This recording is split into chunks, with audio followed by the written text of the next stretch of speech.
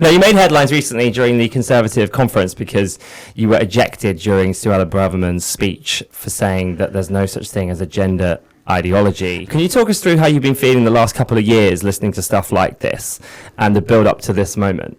Well, I think, as a gay man, I couldn't stand the drama, as you may.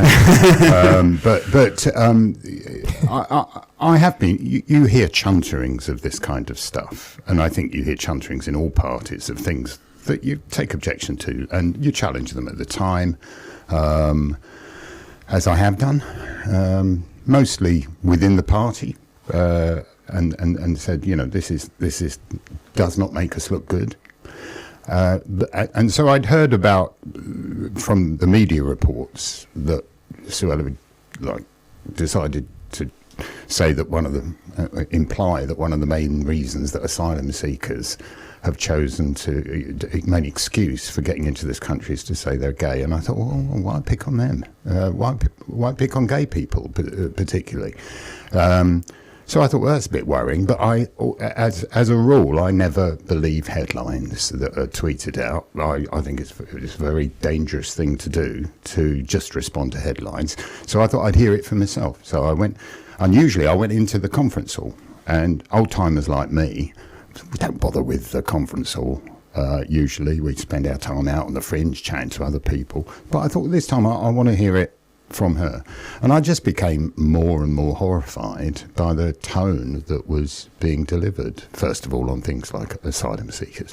Secondly, on a general sort of attack on human rights that have predominantly been given to us by our own history, from going back to Magna Carta, for goodness sake, Bill of Rights, habeas corpus, all those kind of things that the Brits are proud of, that we're proud of about establishing human rights. And here was somebody saying they're luxury beliefs. Well, they're not luxury beliefs. They're things that we fought for hundreds of years.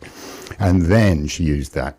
For me, it's a trigger phrase, gender ideology, because nobody's ever explained what that means. Well, older people like me who went through Section 28 and all the arguments, they were exactly the same. Gay people were a threat to children, that we were going to turn young people gay as a result of letting them know that there are actually gay people in the world.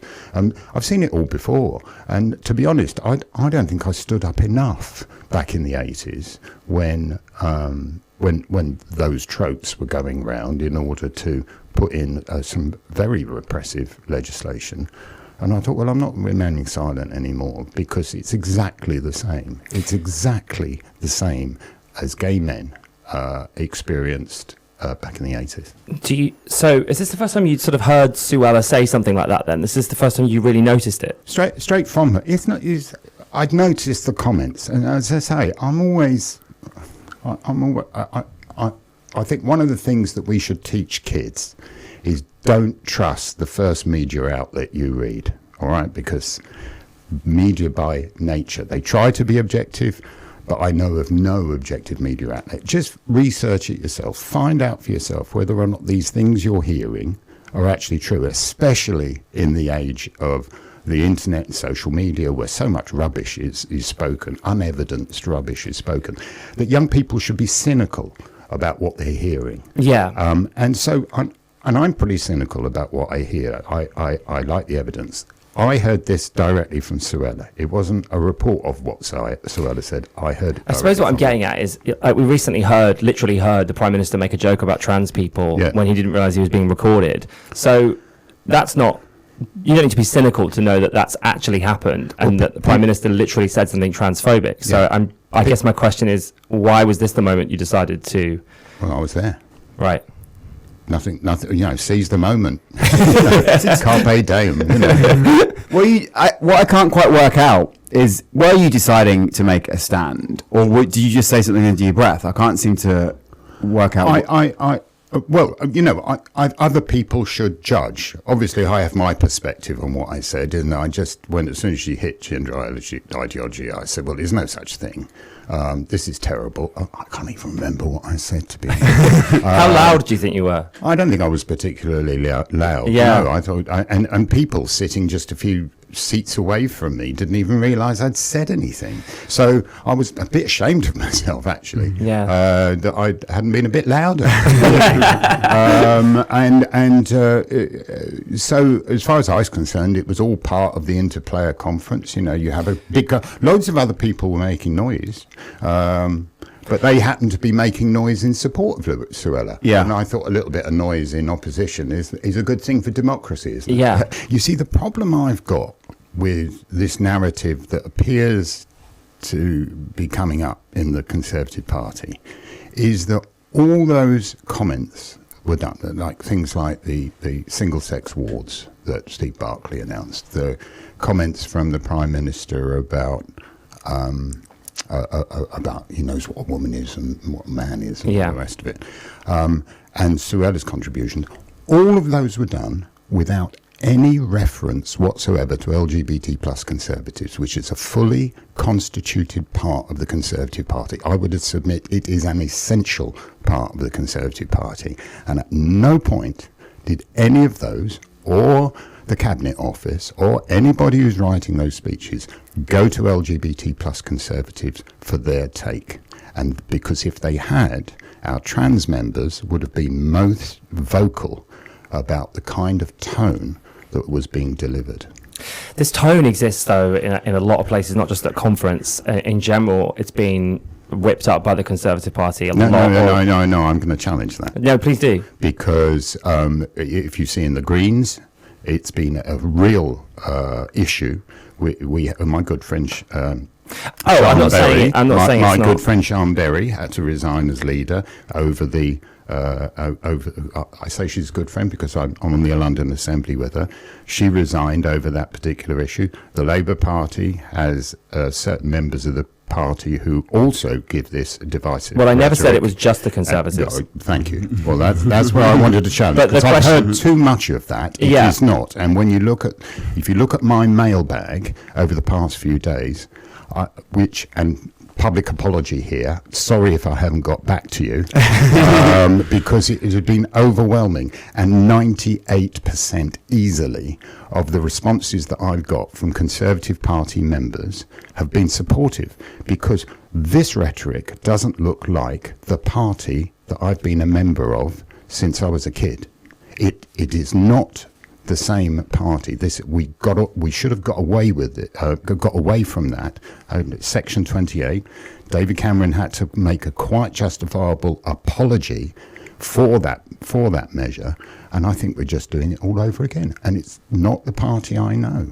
I mean, it's literally not Conservative, is it, really? No. Because if you're a true Conservative, then surely you believe that the state or anybody shouldn't be involving themselves in other people's business.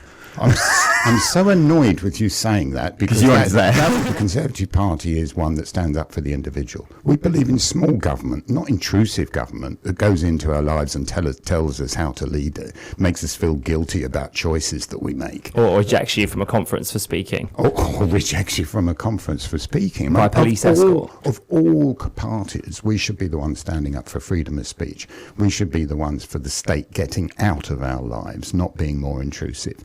And for that to happen to the Conservative Party, I think is incredibly ironic.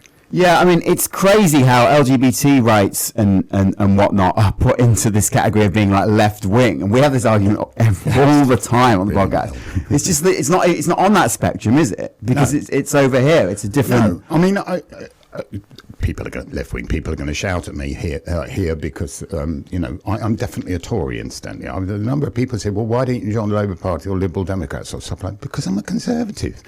Well, I'm not going to do that. I do want to ask you about that, because that does seem... I'm a Conservative. I want to read your tweet from Leon Fleming, who's written, "It's not your party and never has been." This is a reply to one of your tweets.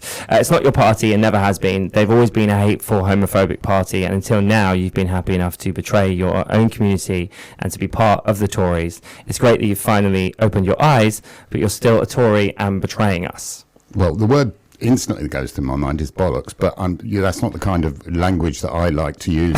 But so is that no, that's BS? not true. Is it? It's just not true. I would challenge the other parties, because if you look at the LGBT membership of the Conservative Party, I would guess it's far more than any other party. And the reason being is that we stick to a set of principles about personal freedom, about valuing the family. I don't tell you what that family looks like, but we actually believe in family. But they did once. And listen, I'm sure other parties at the time were also homophobic because the rhetoric at the time was so much so that. Yeah. I guess you can't say they've always been hateful and homophobic completely, but it might be true that you're betraying the community by being in a party who has Suella as the Home Secretary. Really? I don't know. Is that true? I don't think so, because it's a voice within my party, and there are many voices that there are in my party to represent LGBT people in our community. So, and in that, LGBT plus Conservatives does a really good job. Would you vote Conservative at the next election? Yes. See, I can't understand that. because what's being said is just so hurtful, and those are the people in charge. I could probably point to hurtful things that every party has said, but fundamentally, I'm a Conservative because I believe in individual liberty, I believe in freedom, I believe in self-determination, I believe in the small state, and there's no other party that believes that. You said that you don't think Suella will become the next leader. Yeah. Would you vote for Suella? Highly unlikely. Within the Conservative ballot, I would be voting for Suella as leader. Yeah. It's highly unlikely. I can't see that happening. And not unless she, has a bit of an epiphany. Is that likely? It's not likely, is it? Well, another thing that's unlikely, realistically, is the Tories winning the next election, right? You can't believe that's... I absolutely do think the Tories will win the next general election. Well, I mean, of course I do. I'm a Conservative. I mean, I deliver leaflets, I knock on doors, I persuade people, I work on the London Assembly. The problem with... no, it's not a problem, but a change that's taken place since I was first in the Tory party... is that people now vote on single issues. They tend to vote on single issues rather than a broad policy base. I'm still of the view that you have to look at a load of things a whole selection of options, and you don't agree with any of them. You don't agree with any of them. As an adult, you've got to realise that ultimately you're making a choice about which is the best of what you could... I've talked to a load of people about this, or what they may see as a bad bunch. You've got to vote for what you think is best.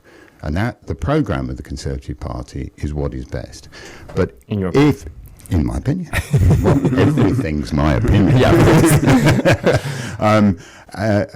For what is best. And that's what will drive me forward. But if you think that I am in some way going to give up the battle for LGBT plus rights, I think you're very sadly mistaken. Yeah, and I'm glad you're there and that you're fighting that battle. Not just me. Inside. There are plenty of us. Yeah. There are plenty of us. I think I got the publicity because of certain incidents after, making that. And as I say, I can't stand drama, me. I mean, I think there'll be a lot of people listening that still disagree. And think, I we think live in a democracy. I think it is right that you're in there fighting for LGBT rights, and that's really important. We're lucky to have you along with other LGBT Tories. Like, thank God. If there were none, that would be horrendous. But in general, just the hurt they've caused our community recently would steer you away from voting for. Well, which is why I don't want them to do it, because I believe it puts the Conservative Party in a bad light, a really bad But it's not just a bad light, it's also just incredibly divisive and hurtful, and it is causing people pain in the real world. One thing I've learned about human rights is that you assume that once you get your rights, that's it, the war is over, the battle's over, and you can sit down and rest. You can't. The battle for human rights is continuous, and you don't just do it against your opposition. Sometimes you have to take that battle to your friends, to your colleagues, and actually stand up for what are fundamental principles that have been established in this country and exported around the world. You have to stand up for them year in, year out. And that's what I intend to do. Good. And because what she said is pretty much hate speech, right? So that should be illegal. She should be standing down. Well, I do think it is hate speech. I do think it is, because it's unevidenced. Everything she said is unevidenced. Yeah. There is no basis for any of those policy decisions. If, I don't know, even then I'll probably not agree, but if, for example, there was some data that suggested that trans people were a fundamental threat to the rest of us, you could argue, could you not? You could argue, yeah, we, as a government, they should be looking at that. But there isn't any evidence, and there won't be, because fundamentally it's built on an absolute sham of an argument. Do you think she should stand down as Home Secretary? What I think doesn't matter. It's up to Well, it her. does. It's significant. It's important. We don't vote on who's Home Secretary in the Tory party, but I certainly think there's Home Secretaries who've had a better grasp of social cohesion. That's an interesting way of putting it. Yeah. I mean, it wasn't just Suella Braverman last week. So we also have Rishi Sunak coming out with transphobia. So should he stand? Is that also hate speech? Should he stand down? I think he should learn.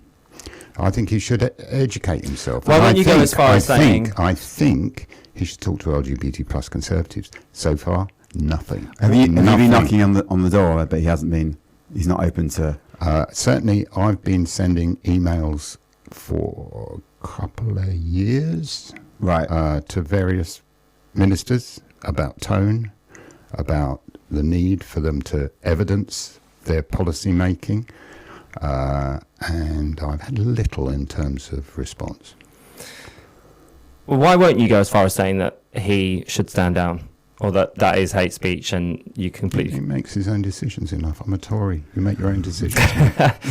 But that's not really an answer. Yes, it is. I feel like it's just one you don't like. It's just, Obviously, you're quite a senior Tory. You're at the City Hall level, but you're not in the cabinet. Why are none of those guys and girls speaking up about this? Why are they all turning up on Newsnight and the Today programme parroting the same talking They are points? speaking up, but like all parties, what they do first is they speak up internally. Right, okay. And they are. Interesting. Who is... I'm not going to tell you. And where's that I'm not going to betray confidence. fine. No, like they've betrayed LGBT people. Not the people who contacted me, they said. Of course not. Where do you think that will lead? Or where do you hope that will lead? The change of tone, yeah. reviewing some of those daft things that they've come out with, especially the single sex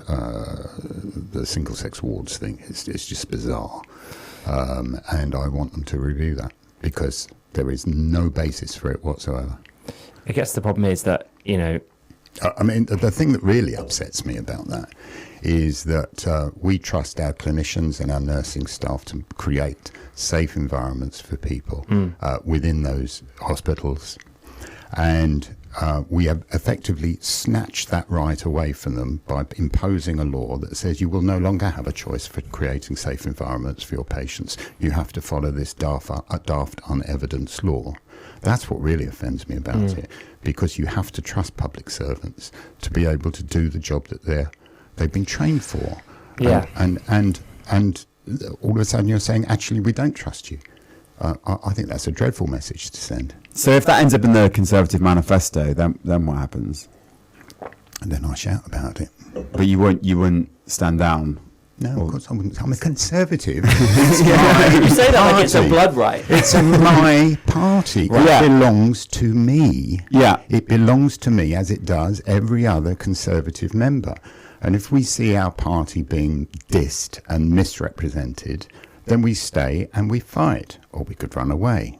Well, yeah, I mean, that's the thing. I mean, I know we're not going to get like a big gotcha moment out of your ear or whatever, but, if Jeremy Corbyn, which he did, was standing, on a big stage and being anti-Semitic, people would say he needs to stand down. So why won't you go as far as saying that Suella should stand down because she said transphobic rhetoric that has literally... I simply don't make those decisions. But, that period in the Labour Party history... Well, I don't want to talk about that really, but I just want to... Yeah, but that period in the Labour Party history was very, very damaging to them. Very, very damaging. And this is very damaging. And this is very damaging to us. And in that time, there were a lot of people in the Labour Party who stayed in the Labour Party, good mates of mine. Incidentally, I've I seem to have more Labour friends than Tory.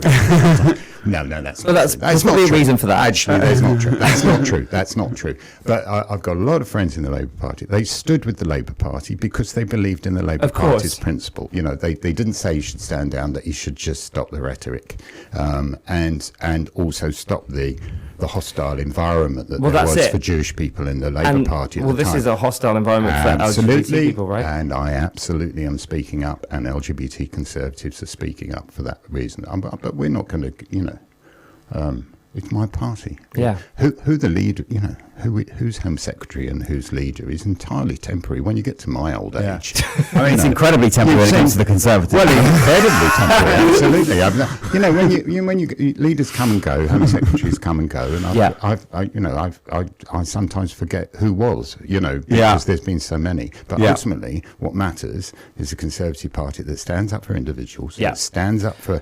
Would you like to be Home Secretary? Would you like to replace Suella? Oh, I'd absolutely love it, but I don't think that's going to happen anytime soon. Is the Tory party safe? Is it a safe space for LGBTQ plus people? It absolutely is. Because I'll tell you what, if you want to join the Conservatives and you want to join my struggle, just message me, Andrew Boff. I'm on Twitter, or Andrew Boff at Andrew at LondonConservatives.com. Just message me. You will be more than welcome, and you can join the fight. Yeah. Are you in, Dan? I'm personally not, but thank you so much for coming on. It's been a blast. Yeah, it's been quite the ride. Well, it's so frustrating though. You want me to start instructing my party what to do? Yeah, I guess so. You do. I see that you've got a fight in you, and I'm so glad that you are there in the trenches fighting that fight for our community. Yeah. But it is so upsetting the way this country has, the way this government has pivoted into LGBTQ plus attacks and rhetoric deliberately, either for votes or whatever it is they think they're doing. And it's wonderful that, there's a massive majority of Conservatives that disagree with Suella and with Rishi, but they're the people that are representing the Conservative Party. They are the top Tories, whether you like it or not. And so, yes, they change regularly, but that's so dangerous because it empowers so much hate on the streets of the UK, where, as you said, transphobic hate crimes are up, and they're responsible for that. I believe that your party is responsible for that, and maybe you're not fighting hard enough. Possibly. Always willing to accept criticism, but I one thing I do like about the Conservative Party is that when the mood changes, we tend to change the people at the top, and we do it with much more consistency than the other parties do. And who knows what might happen? What, between now and the election? No, surely not. It's only another 2 Tory leaders till Christmas, as we were saying in the trust period. Andrew, thank you so much for coming on. I feel you're deeply unsatisfied. Oh my goodness, no, don't be silly. Honestly, it's fascinating to hear what you're saying, and I think the way you're conducting yourself in this situation is probably quite admirable and the right thing to do. I do think that. I guess I'm just... Look, it's not about me, it's about all the other LGBT plus Conservatives. It's just that I was the only one who was thrown out of the conference.